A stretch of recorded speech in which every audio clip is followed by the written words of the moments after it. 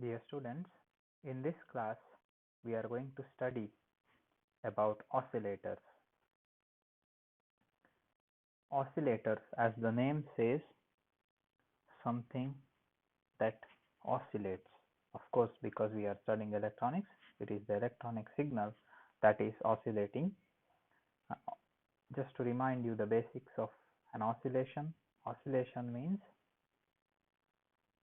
repeating the same path over fixed intervals of time. Okay, for example, a sine wave is a example for oscillation. Oscillation of a pendulum, oscillations caused by tuning fork. These are all examples of oscillations. Here in electronics, we deal with electronic oscillations. Best example is the AC, alternating current coming to your house or to this college to the mains is a oscillating signal, oscillating current with 50 hertz frequency. So it means the current that we get through the lines will be oscillating 50 times per 50 times a second. Okay, 50 oscillations per second, or its frequency is 50 hertz.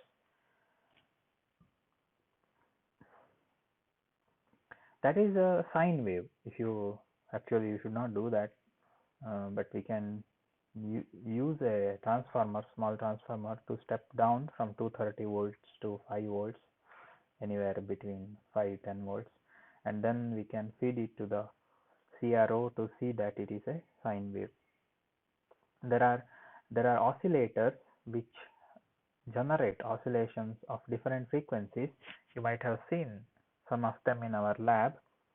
They generate sine waves or square waves of the frequency of your interest, anywhere between 10 hertz and 1 megahertz, I think.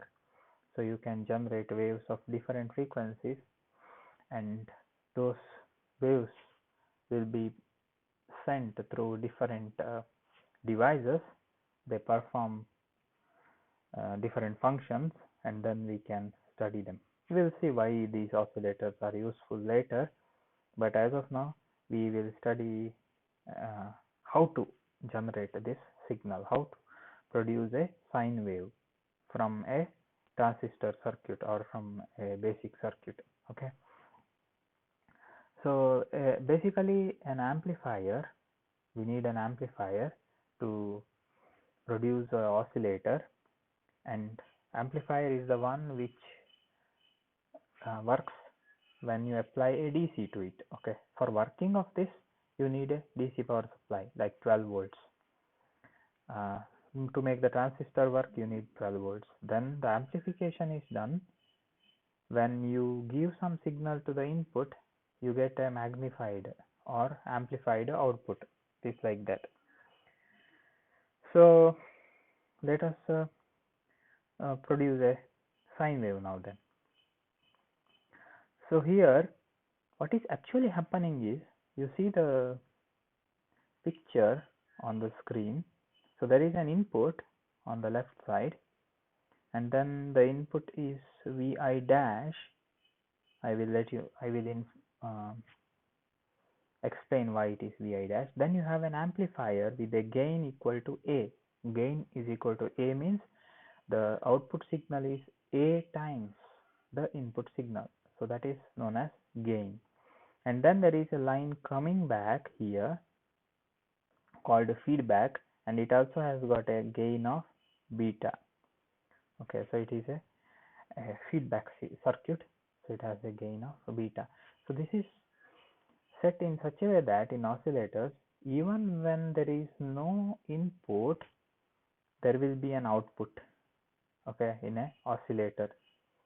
So oscillators, we don't feed anything, they just give the signal out.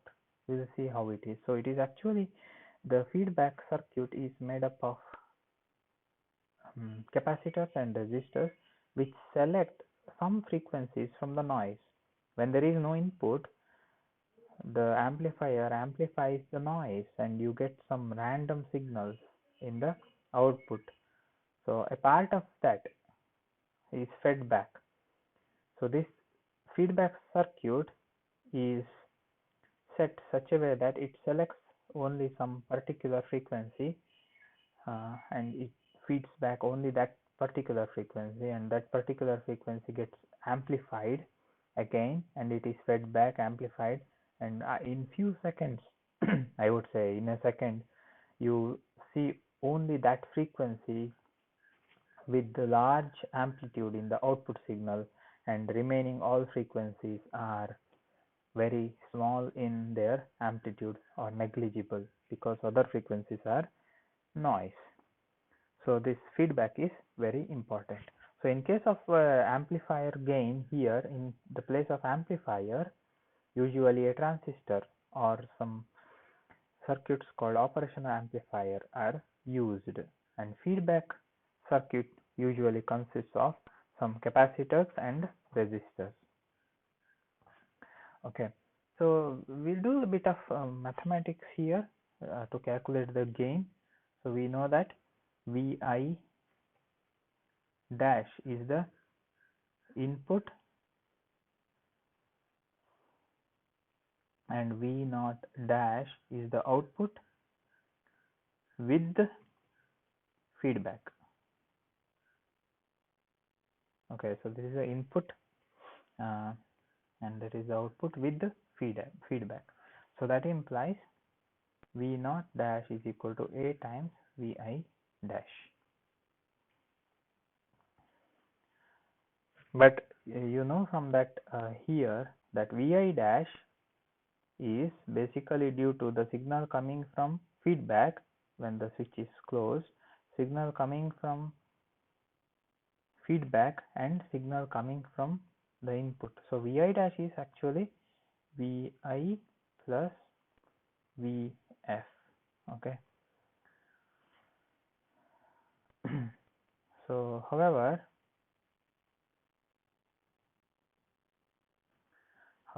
Vi dash is equal to Vi plus or minus Vf. It may be plus, it may be minus, positive feedback or negative feedback. That implies V naught dash is equal to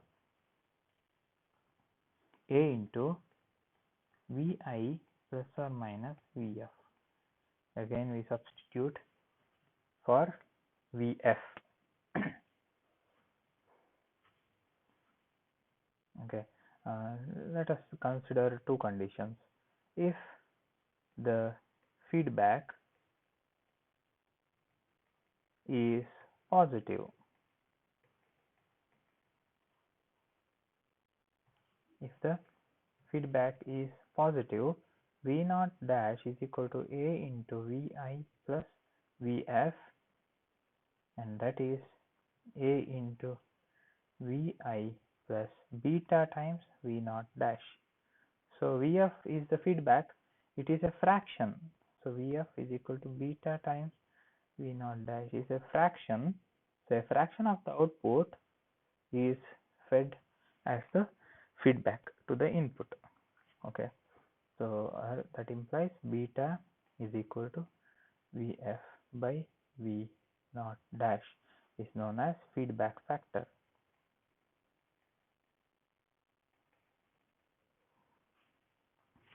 So therefore V naught dash is equal to A Vi plus beta V naught dash,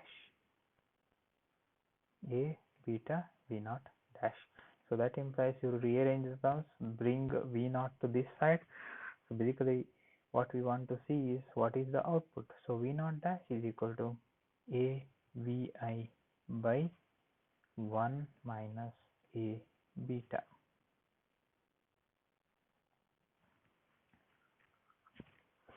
Okay, or V naught by Vi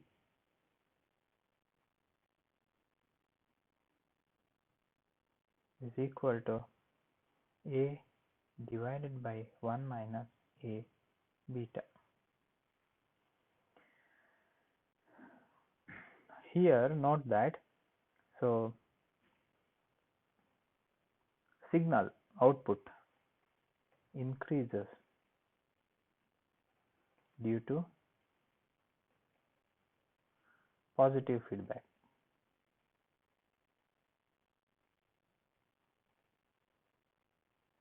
Okay, or in other words, you can say the amplification A with the feedback increases due to positive feedback, or we can say that A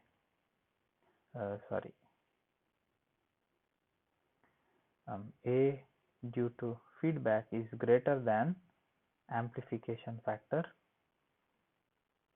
of the transistor circuit. So because the feedback adds to the signal, so actually the input signal is more than the so here look at the picture. So if the feedback is positive, it adds to the input. So therefore actual input to the amplifier circuit here is more than the input. Okay, so that is the when the feedback is positive. If the feedback is negative, what will happen? Maybe better to use that one. With the negative feedback,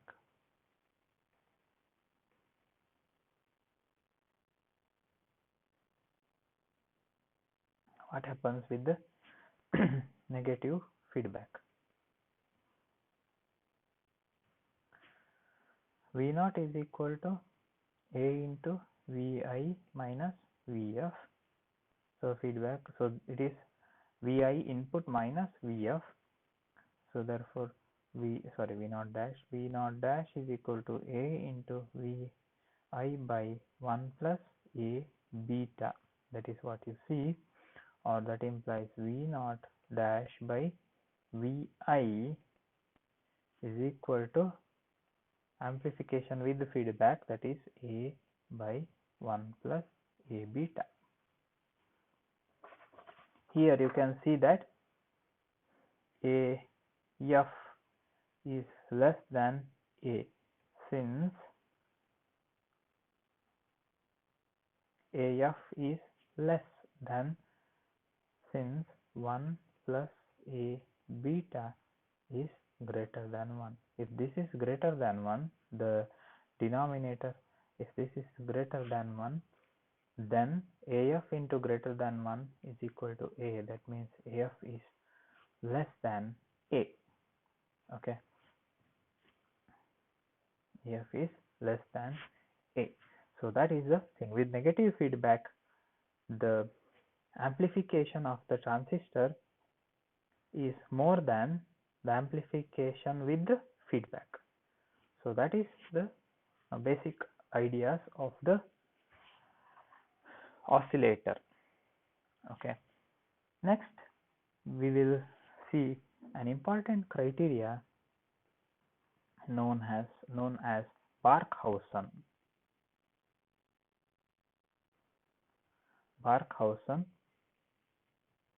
criterion for sustained oscillations.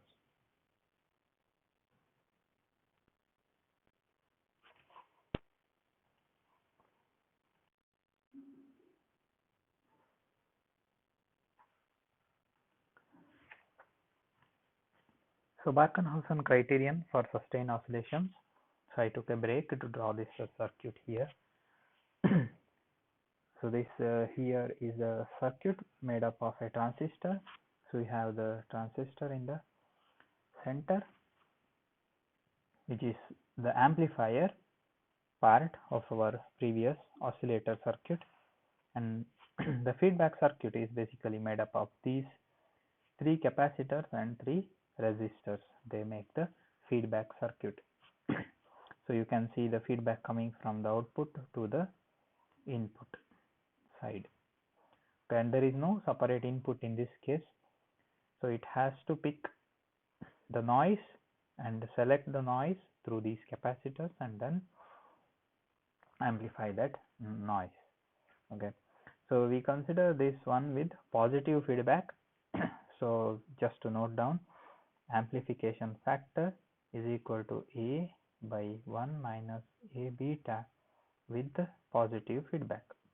Okay, it's in the book as well, the positive feedback.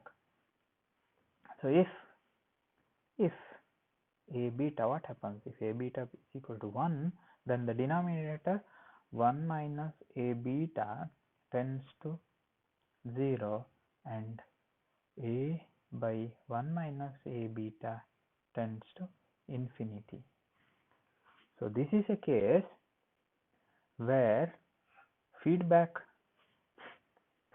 with the positive feedback, which is actually such that it is inverse of the amplification. So you can note here. So that means beta is equal to 1 by A. Okay. So if beta is equal to 1 by A, what happens is the total amplification tends to infinity. That means you can expect an output in case of electronics. This is not exact mathematics. Okay. So you can expect an output even without an input, and this is the condition in here known as unity loop gain.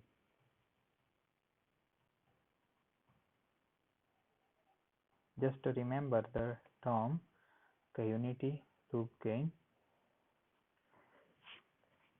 So this is the condition for sustained oscillations.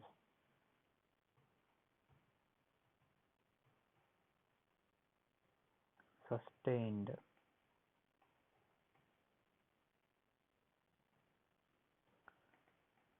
This is a condition for sustained oscillations.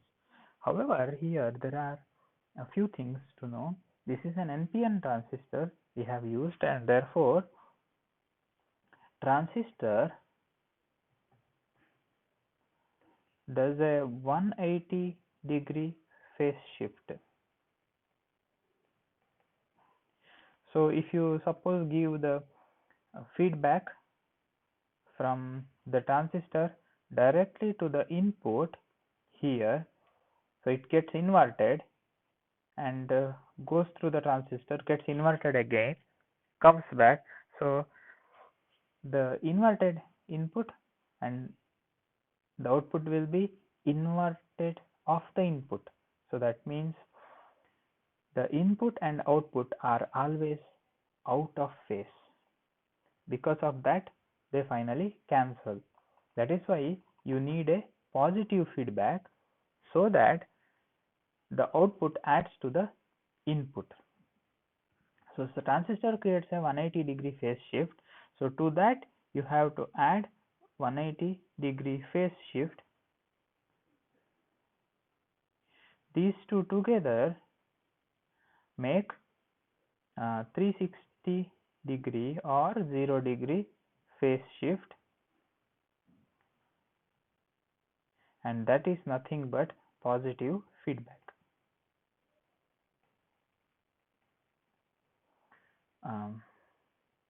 Actually you can use the feedback word as one, feedback, okay, is positive feedback, and this is done using 3 sets of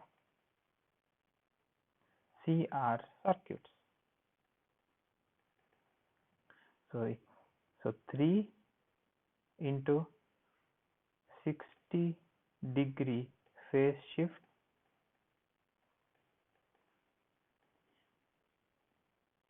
50-degree phase shift per RC circuit,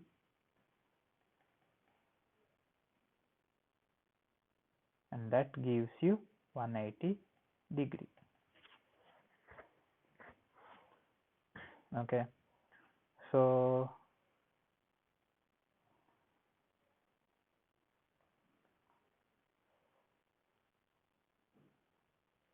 for RC, so that is to make the net phase shift 0. Okay, and then what happens here is, you know that capacitors and resistors make a filter circuit. We will study about them in detail later. So they can select frequencies, particular frequencies. So in this case, you have to choose capacitors and resistors such a way that only one frequency is fed back. All other frequencies are blocked or sent to the ground. Okay, because of that, you can produce this circuit such that it is an oscillator, and by varying these capacitors or resistors, you can change the frequency of the output. Okay, that is what is happening in the oscillators that we use in our laboratory. So this is about the working conditions. So here you have to have a unity feedback of 1. I have explained you the phase shift oscillator as well. Please go through the textbooks photos I have sent you. If you have any doubts, anything stuck there, just send me a message, no problem. I am always here to reply. Okay, so now next is how it works.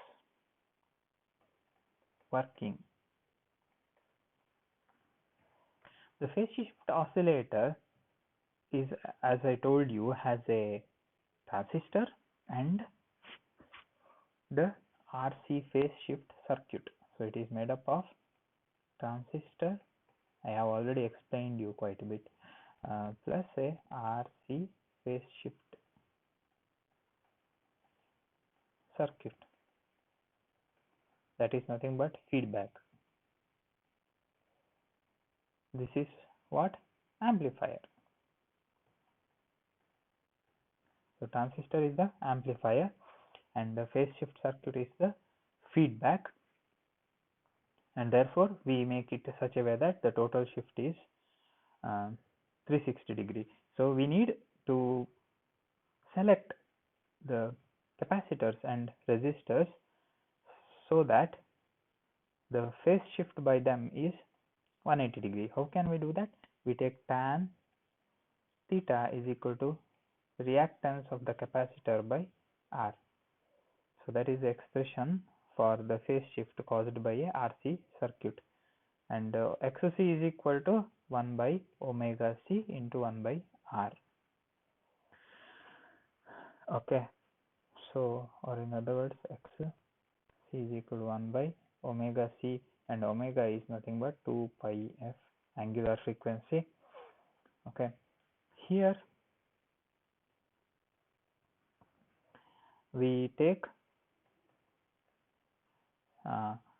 all the first 3 resistors R1, R2, R3 as equal. R1 is equal to R2 is equal to R3 is equal to R, and C1 is equal to C2 is equal to C3 is equal to C.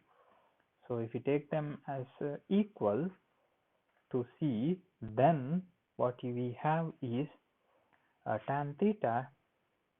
So that is why we are taking only one C. Tan theta is equal to 1 by 2 pi f C R, or f is equal to 1 by 2 pi C R tan theta.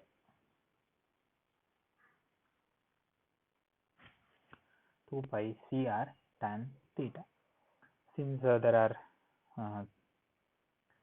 3 sections, it produces a phase shift of 1 CR step produces a phase shift of 60 degree. So for 1 RC combination, tan theta is equal to tan 60 degree is equal to root 3. So therefore frequency of oscillation is given by 1 by 2 pi CR into root 3. And from here we use what is known as classical network analysis. We will not do the details, it is a lengthy derivation. From classical network analysis, like you apply Kirchhoff's voltage law, Kirchhoff's current law, Ohm's law to a circuit. When the circuit consists of capacitors and inductors, the analysis is slightly different. If it is just resistor, we would have done it. From classical network analysis, considering the Barkhausen criterion. So we have to satisfy the considering the so you have to select C and R such a way that they select a frequency at the same time they satisfy the Barkhausen criterion of unity gain. Okay.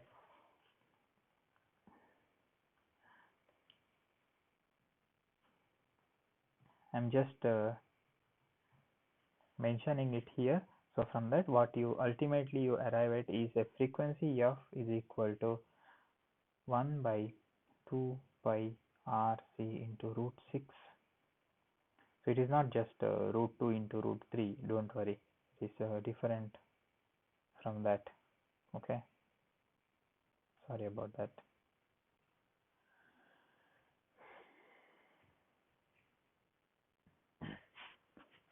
And that is equal to 0.065 divided by RC. Fine. So at this frequency, the feedback fraction will be, so if you calculate the beta here is 1 by 29 and A should be 29. It is actually slightly greater than 29, but we set it such a way that the total gain is unity 1. So here of course there are a few things to know. The output of the amplifier feedback of RC feedback network is fed back to RC feedback network. This network produces a phase shift of 180 degree, and then the feedback fraction is beta. The feedback voltage is in phase with the input. The phase shift of 180 degree by the transistor and 180 degree by the RC phase shift. The oscillator output voltage is capacitively coupled to the load by C5. You can note that there is another capacitor at the output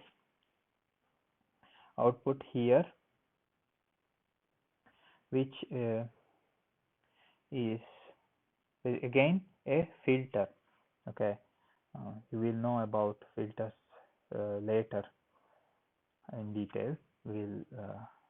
You can link this chapter to that once you study those filters. And there are a few advantages of this phase shift RC phase shift oscillator using transistor. You don't need an inductor, transformers, and only it can be used down to low frequencies.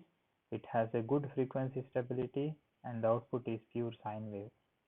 Disadvantages: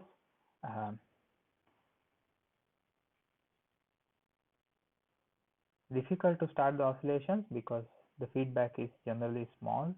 There are practical problems. Unfortunately, we don't see them because we are not using them as experiment.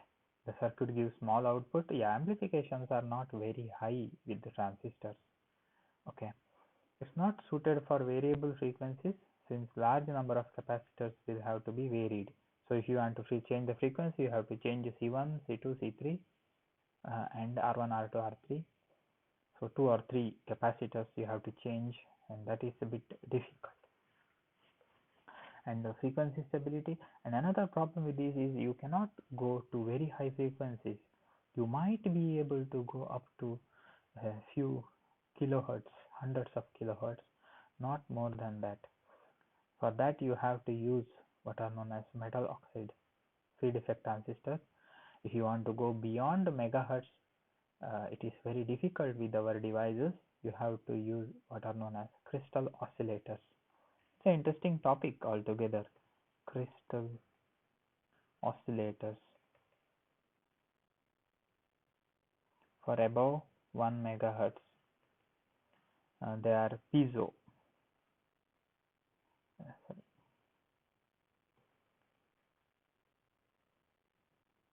crystal oscillators. So transistor or MOSFET from say 10 hertz to you can go up to 1 megahertz with good quality of transistors, and above that you need crystal oscillators. Above 1 megahertz you can go, I think, like to few gigahertz using crystal oscillators. It's a very interesting field.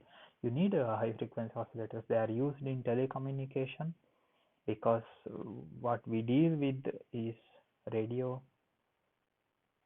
FM, and then again mobile network. All these, and your MRI, there you need high frequencies. They are all like 100 megahertz and more.